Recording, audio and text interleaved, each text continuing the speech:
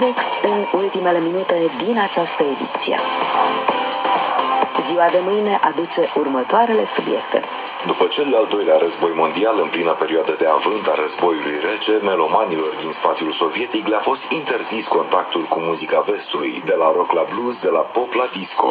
Cei care se opuneau și încercau să aducă înregistrări din afara țării riscau chiar și deportarea în Siberia. Din rațiuni economice post-belice, materia primă pentru confecționarea discurilor, petrolul era supusă unor restricții de neimaginat. Atunci a apărut conceptul de muzică a oaselor, o portiță de evadare către melodiile Occidentului, grație unui tânăr inginer de sunet care într-o zi a dat peste o grămadă de radiografii aruncate.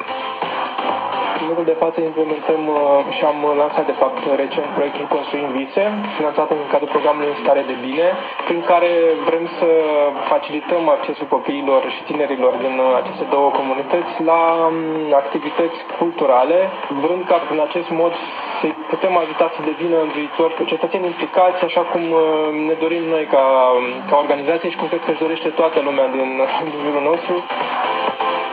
Atât pentru astăzi. Sunt Daniela Morari.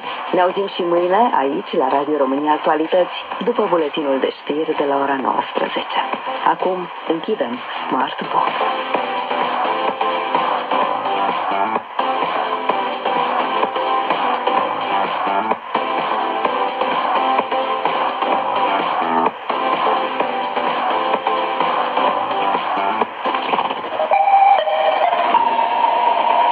Radio România Actualități.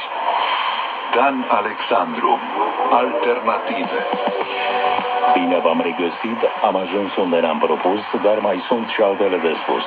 Mai precis, cu altă muzică în plus. Și fie că este vorba despre artiștii de la noi sau de prin lumea largă, alternativul ne-a mai oferit și inovație și multă creativitate. Așa a apărut și piesa Sweet Disposition cu The Temper Trap, cu un in din moda anului 2009. Alternative.